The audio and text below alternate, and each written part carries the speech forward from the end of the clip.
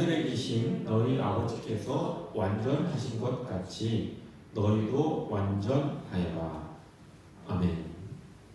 오늘 본문 말씀에 그러므로라는 표현이 있습니다. 그러니까 앞에 어떤 말씀을 주님께서 하셨다는 의미겠지요. 이 본문 말씀 하늘에 계신 너희 아버지께서 완전하신 것 같이 너희도 완전하여라 라고 하는 이 말씀을 예수님께서 하시기 전에 그 앞에 그러므로 라고 하는 이 말씀 앞에 우리에게 엄청난 그런 명령을 하셨습니다. 그 내용을 간략하게 살펴보면 누가 왼 오른뺨을 치거든 왼뺨을 돌려대어라. 또 너 속옷을 가지려고 하는 사람은 겉옷까지 내주어라. 또 억지로 오리를 가자고 하거든 심리를 같이 갖추어라. 또 내게 달라는 사람에게는 주고 내게 꾸려고 하는 사람은 물리치지 말아라. 또 결정적으로 내 원수를 사랑하라. 이렇게 말씀하신 내용이 이 본문 바로 앞에 나와 있지요. 그리고 예수님께서 덧붙입니다. 덧붙이십니다. 뭐라고 또 덧붙이냐면 너희가 너희를 사랑하는 사람만 너희가 사랑하면 무슨 상을 받겠느냐? 세리도 그만큼은 하지 않느냐? 또 너희가 너희 형제 자매들에게만 인사를 하면서 지내면 남보다 나을 것이 무엇이냐? 이방 사람들도 그만큼은 하지 않느냐? 라고 하시면서 그러므로 하늘에 계신 너희 아버지께서 완전하신 것 같이 너희도 완전하여라 이렇게 말씀하신 것이죠. 즉 우리가 세리와 같이 세상 사람들로 비난받는 사람이 되지 않으려거든 또 믿지 않는 사람들이 되지 않으려거든 하나님과 같이 완전하여라. 하나님과 같이 완전하여라라고 하는 말은 원수를 사랑하여라. 오리를 가자고 하거든 심리를 가라. 왼뺨을 치거든 오른뺨을 돌려대어라. 이런 말씀인 거죠.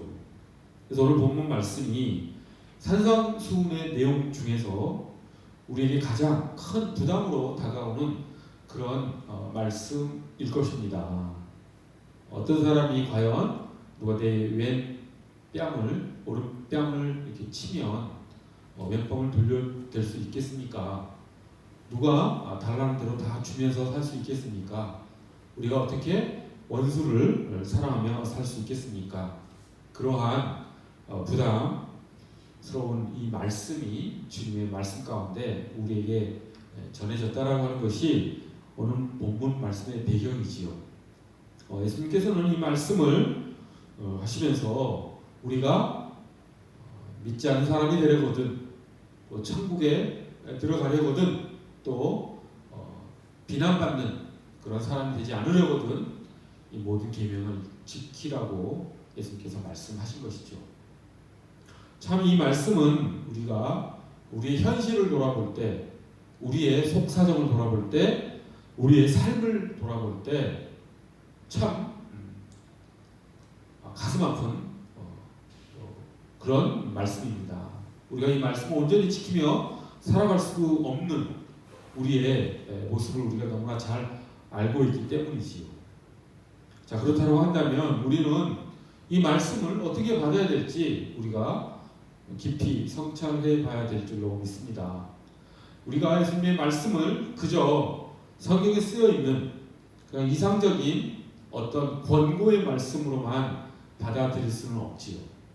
우리가 이 땅에서는 못 지킬 것이고 천국에 가서나 지킬 수 있는 것이다 라고 하고 발을 한 발 뺄 수는 없는 것입니다. 우리가 살펴봤듯이 예수님께서 이 말씀을 하신 그 맥락을 흐름을 살펴보면 예수님께서는 한치의 뒷걸음질 침이 없이 우리가 이 말씀을 지키며 살아라고 하는 그런 주님의 그런 명령이 이 가운데 도도히 흐르고 있는 것을 우리가 부정할 수가 없습니다. 우리는 이 주님의 말씀을 가슴 깊이 받아들이고 이 말씀에 따라 사는 신실한 주님의 자녀가 되어야 되겠지요. 오늘 본문에서 말씀하셨듯이 하나님께서 완전하신 것 같이 우리도 완전해져야 한다라고 하는 것입니다. 그러나 또 한편에서는 그렇게 살지 못하는 것을 어떻게 하란 말이냐라고 하는 그런 마음이 또 드는 것은 어쩔 수가 없습니다. 예수님의 말씀과 우리의 삶의 현실 가운데에서 우리는 참 어쩌지 못하는 딜레마 속에 빠져 살아가는 것이 우리의 삶인 것이지요.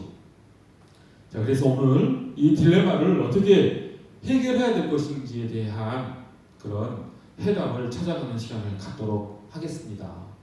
우리가 사람들로부터 비난받는 그런 사람이 될 수는 없지 않습니까? 우리가 예수 그리스도를 믿지 않는 사람이 될 수는 없는 것이죠. 우리가 천국 시민이 되지 않으면 안 됩니다. 그러기 위해서는 하나님과 같이 완전해져야 하고 주님께서 우리에게 주신 이 말씀을 우리가 지켜나가야 되는 것이죠. 지켜나가는 그 방법을 오늘 좀 찾아냈으면 좋겠습니다. 자, 그 방법을, 그 해답을 찾기 위해서 두 명의 인물을 소개할까 합니다.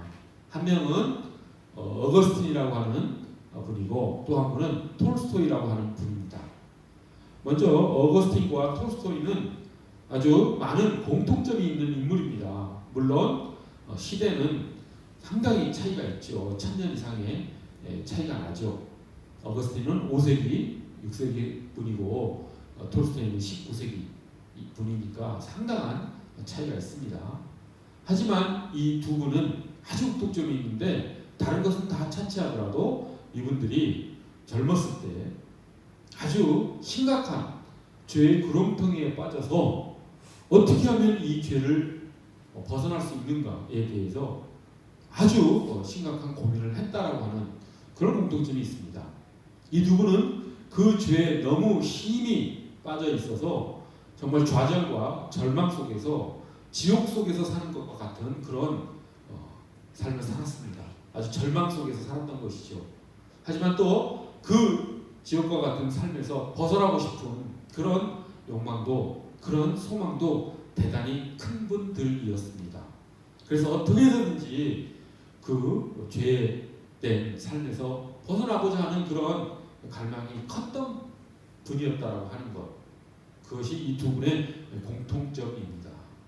우리도 그런 생각을 하며 살 때가 있지요. 우리가 어떻게 해서든지 우리의 악습과 우리의 죄와 우리의 악한 그런 삶의 모습을 벗어나고자 발버둥 치면서 살 때가 있습니다. 누구나 사람이라고 한다면 그런 고민을 하면서 살아갈 수밖에 없지요. 우리의 삶을 깊이 바라다 보면 우리가 그 죄의 사슬에 묶여있는 그런 우리 자신의 모습을 보지 않을 수 없기 때문입니다. 그런데 이 두 분은 실제로 세상 사람들이 보기에도 심각한 그런 죄를 저지르며 살았습니다. 그 죄가 무엇인지는 구체적으로 말씀드리지 않겠습니다. 젊었을 때 어거스틴은 나이가 10대 후반이었을 때 아기를 낳지요. 그리고 톨스토이는 대단히 재산이 많았는데 하녀들과 부적절한 관계를 맺고 하는 그런 죄를 지었던 것이죠. 그러니 이 두 분이 얼마나 그런 잘못된 자신들의 삶에서 벗어나고 싶었는지 우리는 충분히 상상할 수 있습니다. 어거스틴부터 먼저 말하자면 어거스틴은 그 죄를 벗어나고 싶어서 도대체 죄란 무엇인가? 도대체 나를 올가매는 이 죄가 무엇이기에 나는 이 죄에서 벗어나지 못하는가에 대해서 깊이 성찰했습니다. 어거스틴은 하나님께서 주신 그런 아주 뛰어난 지성을 가지고 있는 분이었기 때문에 그 죄에 대해서 깊이 성찰하는 삶을 살았던 것이죠. 천재였지요. 어거스틴, 톨스토이도 마찬가지고. 그래서 어거스틴은 그 죄의 실체를 알아야지 내가 이 죄로부터 벗어날 수 있다라는 생각을 한 것입니다. 그래서 어거스틴은 마니교라고 하는 그런 종교에 그만 쑥 빠져버립니다. 마니교에서는 죄에 대해서 아주 명쾌하게 설명을 하기 때문이죠. 마니교는 죄란 악심이 만들어낸 것이다. 마니교에서 바라보는 세상에는 선신이 있고 악신이 있다. 그리고 이 두 신이 선한 신과 악한 신이 싸우는 전쟁터가 이 세상이다. 이렇게 바라보는 종교입니다. 그런데 인간이 죄를 짓는 이유는 그 세상을 반쯤 지배하고 있는 악한 신의 영향을 받아서 사람이 죄를 지을 수밖에 없다. 이렇게 설명을 합니다. 그래서 어거스틴은 그 마니교의 그 교리를 이제 알고서 내가 죄를 짓는 이유가 여기에 있었구나 라고 하는 것을 알고 이제 마니교에 들어가게 되는 것이죠. 그리고 마니교는 그런 악신의 조종을 받지 않고 죄에서 벗어나기 위해서는 그 마니교를 믿으면서 그 마니교에서 이야기하는 그런 지식들을 쌓고 또 금욕주의적인 생활을 하면서 마니교의 사제로서의 삶을 살면서 그 악신으로부터 벗어나야 된다라고 이야기를 합니다. 그래서 실제로 어거스틴은 그 마니교에 빠져서 거의 10년에 가까운 시간을 그 마니교에서 지내게 되죠. 그렇게 10년이 가까운 시간을 지내지만 어거스틴이 과연 죄의 그 사슬에서 벗어났겠습니까? 당연히 벗어나지 못했겠죠. 그러던 중 이제 어거스틴이 여러 가지 또 다른 방법을 찾아보는 건 당연하겠지요. 그러다가 누구를 만나냐면 밀라노의 주교였던 카톨릭 주교였던 암브로시우스라는 사람을 만납니다. 그리고 그 암브로시우스의 그 하나님의 은혜를 암브로시를 통해서 알게 되고 어거스틴은 그 은혜를 통해서만 내가 죄로부터 떠날 수 있다라고 하는 것을 깊이 깨닫지요. 그리고 나서 어거스틴은 내가 죄라고 생각했던 것은 내가 하나님을 떠나 있었기 때문에 내가 죄를 짓고 살 수밖에 없구나. 죄라는 것이 다른 것이 아니라 하나님으로부터 벗어나 있는 것이 죄구나 라고 하는 것을 어거스틴은 깨달았던 것이죠. 우리도 신학적으로나 여러 가지 죄의 어떤 실체를 깊이 묵상해 보면 그 죄라는 것은 다른 것이 아니라 하나님의 통치 밖에서 사는 것, 하나님을 떠나 있는 것, 그것이 죄라는 것을 알 수가 있습니다. 히브리어나 헬라어 여러 가지 단어를 보더라도 죄란 다른 것이 아니라 하나님의 말씀에 벗어나 있는 삶, 그것이 죄라는 것을 어거스틴이 깨닫지요. 자, 그러니 그 죄된 삶에서, 죄의 사슬에서 벗어나기 위해서는 어떻게 해야 된다라고 하는 그런 결론을 내렸겠습니까? 어거스틴은 하나님께 돌아가야 된다라고 하는 깨달음을 얻고 하나님께 돌아서지요. 그리고 자신의 고향인 타가스테라고 하는 마을로 가서 조용히 하나님의 은혜 가운데 지내면서 이제 그 죄된 삶으로부터 벗어나는 삶을 살게 되지요. 하나님 은혜 가운데 평화로운 삶을 삽니다.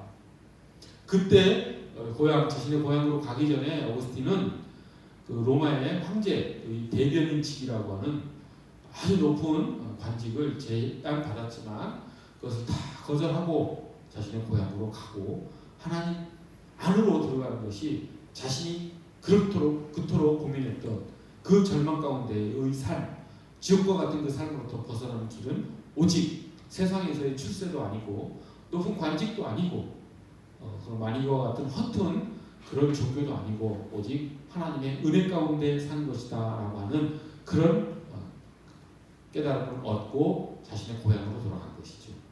타가스테에서 지내는 동안 이제 히포의 주교로서 부름을 받습니다. 그래서 히포로 가서 주교로서의 삶을 살다가 아주 헌신적인 그런 사역을 하지요. 그러다가 그만 그때 이제 반달족이라고 하는 그런 이민족이 히포를 쳐들어옵니다. 그래서 성이 포위돼서 이제 큰 어려움을 겪게 되는데 그때 이제 도망갈 사람들을 다 도망갔지요. 그런 형편이 되는 사람들, 재산이 있는 사람들이나 이런 사람들은 그 히포를 떠나 다 도망갔지만 그 히포에 사는 가난한 사람들, 병자들, 그 어려운 사람들, 도망갈래야 도망갈 데도 없는 사람들은 그 히포 성에 그냥 남아있을 수밖에 없지요. 그런데 어거스틴은 그 가난한 사람들과 함께 그 히포성에 남습니다. 그리고 그들을 돌보면서 반달족이 그 그 성을 함락하기까지 그곳에서 헌신을 하지요. 정말 예수님의 말씀, 너 이웃을 내 몸과 같이 사랑하라는 이 말씀, 그 사랑을 실천하면서 사는 삶을 실제 어거스틴은 삶으로 보여주면서 살았던 것이죠. 그러다가 어거스틴은 그만 병에 걸려 죽고 맙니다. 그렇게 히포는 자신의 삶을 예수님의 말씀을 끝까지 실천하다가 아름답게 생을 마감하게 되는 것이죠. 우리가 어거스틴의 삶을 쭉 살펴봤을 때 어거스틴은 자신의 고민, 죄된 삶으로부터 벗어나고자 하는 그의 욕망, 갈망, 그의 소망이 결국 하나님의 은혜 가운데 해결받았구나라고 하는 것을 알 수가 있습니다. 어거스틴은 만큼 하나님의 은혜를 그렇게 깊이 깨닫고 그것을 사람들에게 설파한 그런 사람이 또 없을 것입니다. 어거스틴 하면은 은혜라고 하는 단어가 생각날 정도로 어거스틴은 하나님 은혜 가운데 푹 잠겨 살았던 그런 분이셨던 것이죠.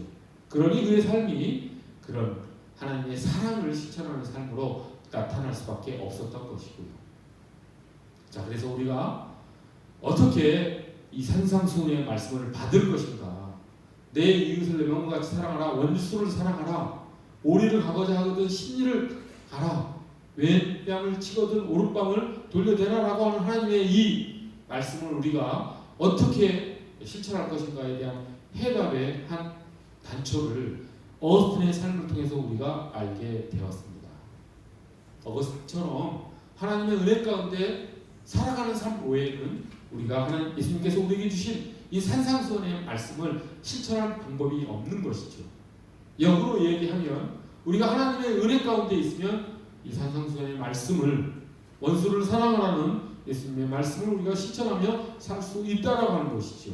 오직 하나님의 은혜만이 우리가 예수님의 말씀을 온전히 실천하며 하나님이 온전하신 것 같이 우리도 온전히 살 수 있다라고 하는 것을 어거스틴의 삶을 통해서 우리가 알 수 있는 것이죠.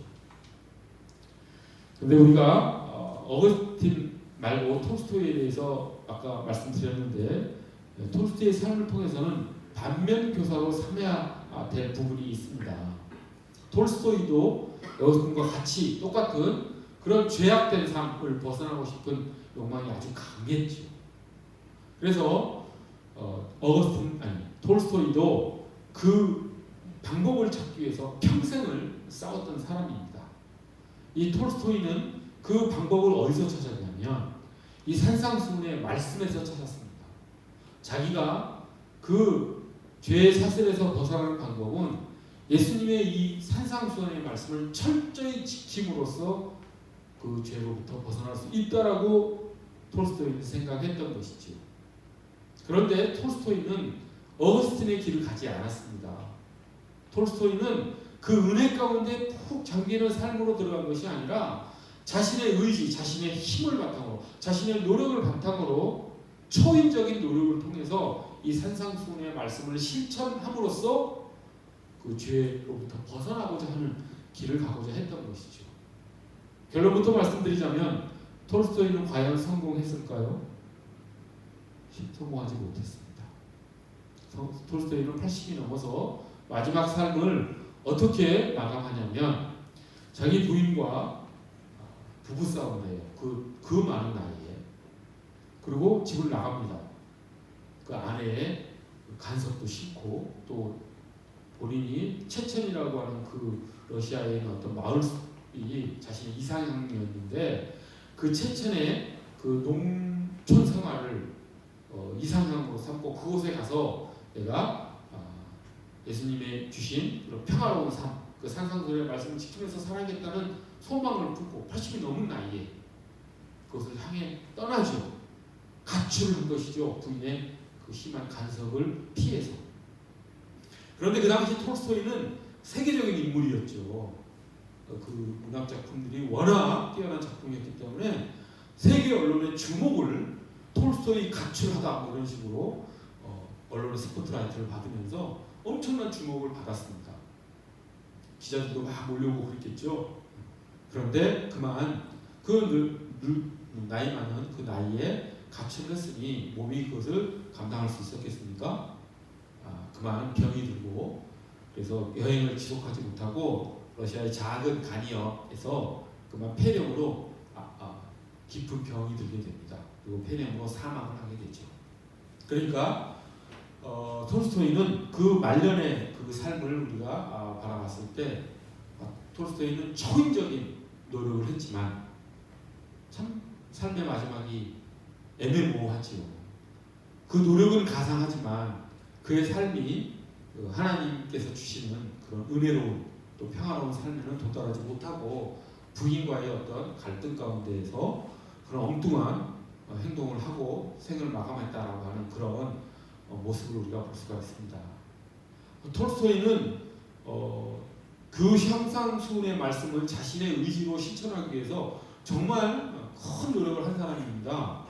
그걸 큰 토지의 소유자였고 또 자신의 저작을 통해서 엄청난 저작료를 받고 있는 사람이었음에도 불구하고 그 모든 재산을 다 포기합니다. 토지를 다 그 농노들에게 나눠주고 그 저작권도 그 농부들 또 가난한 아이들 그런 아이들 교육시키기 위해서 투자하기 위해서 저작권도 포기합니다. 그리고 당시 러시아는 짜르 체제하였는데 그 짜르에게 의해서 그 경건한 기독교인들이 박해받는 모습을 보고 그들을 재정적으로 후원하기 위해서 부활이라고 하는 아주 유명한 그 작품을 쓰기도 합니다. 그 저작료를 받아서 그 경건한 그리스도인을 돕기 위해서. 그리고 아주 검소한 생활, 농부의 옷을 입고 아주 검소한 생활을 하면서 살았던 사람이죠. 그리고 그 자기 집에서 그 아이들을 모아놓고 그들을 교육하는데 열과 힘을 다한 그런 삶을 살았던 아주 사람들이 바라보기에는 훌륭한 그런 실천을 하면서 사랑의 실천하면서 살았던 사람입니다. 그래서 세상 사람들에게 당시 세상 사람들에게 톨스토이는 엄청난 감동을 줍니다. 어떻게 저런 삶을 살 수 있을까? 정말 자신의 모든 그런 재산과 그런 특권을 다 내려놓고 농부들을 위해서 사회적으로 약한 사람들을 위해서 저런 헌신적인 삶을 살 수 있을까라고 하는 감동을 줬던 사람이죠. 그런 감동을 받은 사람 중에 하나가 간디죠. 간디. 인도의 성자라고 추앙받는 간디.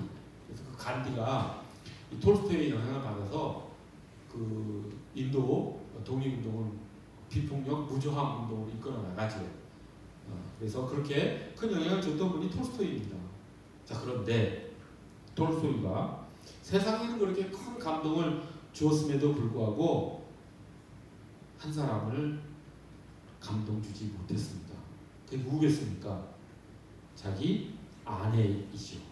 자기 아내는 톨스토이가 감복시키지 못했습니다. 왜 그렇겠습니까? 아내는 톨스토이의 내밀한 삶까지 톨스토이가 온전히 그 죄악된 삶으로부터 벗어나지 못한 그 내밀한 삶을 다 보고 있었기 때문이죠. 그 아내의 입장에서는 톨스토이가 세상으로부터는 엄청난 칭찬을 받고 감동을 주는 그런 사람이지만 자기 눈으로 봤을 때는 그 죄를 벗어나지 못하고 자신의 욕망을 억제하지 못하고 그것을 방탕하게 써버리고 마는 때가 간혹 나타나는 모습을 아내는 지켜볼 수밖에 없었던 것이죠. 그리고 아내의 입장에서는 자녀가 아마 8남매인가 그럴 것입니다. 그러면 가정도 톨스토이가 책임져 주고 그런 재정적인 그런 도움도 줘야 되는데 그 재산을 다 이렇게 포기해버리고 자기 가정은 그렇게 알뜰하게 돌보지 못하는 그런 모습을 보니 또 얼마나 그 아내의 입장에서는 화가 났겠습니까? 그래서 톨스토이와 그 아내의 관계가 갈등이 계속되는 그런 관계를 가졌던 것이죠. 그러니 톨스토이는 자기의 노력과 의지로서 초인적인 실천을 통해서 하나님께서 자신에게 준 산상수훈의 말씀을 지키고자 했지만 그것을 성공하지 못했다라고 하는 그런 한계를 가진 그런 인물이라는 것을 우리가 알 수 있습니다. 그래서 톨스토이의 그 마지막 모습, 조그만 철도역의 간역에서 폐렴으로 집을 가출해서 80이 넘은 나이에 쓸쓸하게 죽어가는 모습을 통해서 톨스토이의 그 산상수훈을 실천하고자 하는 그 각고의 노력이 결국은 실패로 끝나고 말았구나 라고 하는 것을 우리가 알 수 있게 되는 것이죠. 오늘 우리는 어거스틴이라고 하는 분 그리고 톨스토이라고 하는 분 두 분의 삶을 살펴봤습니다. 어거스틴은 은혜의 길로 들어갔고 톨스토이는 자신의 힘을 의지한 노력의 길로 들어갔습니다. 근데 결국 누가 이 산상수훈에 따른 삶, 주님께서 우리에게 말씀하신 그 삶을 살아갔는지 우리는 그들의 삶을 통해서 알게 되었습니다. 우리가 오직 하나님처럼 온전해지기 위해서는 우리의 힘으로는 되지 않는다는 것을 우리가 꼭 알았으면 좋겠습니다. 물론 우리의 노력과 힘이 필요하지만 그 노력과 힘이 하나님의 은혜에 의해서 공급받는 그런 노력과 힘이어야 된다고 하는 것을 우리가 깊이 명심하고 그 하나님의 은혜 가운데 깊이 들어가는 삶을 살았으면 좋겠습니다. 말씀을 마치기에 앞서 어거스틴이 그런 하나님의 은혜 가운데 평화로운 삶을 살 수 있게 되었던 하나의 계기가 있었다는 것을 마지막으로 소개해드리고 말씀을 마칠까 합니다.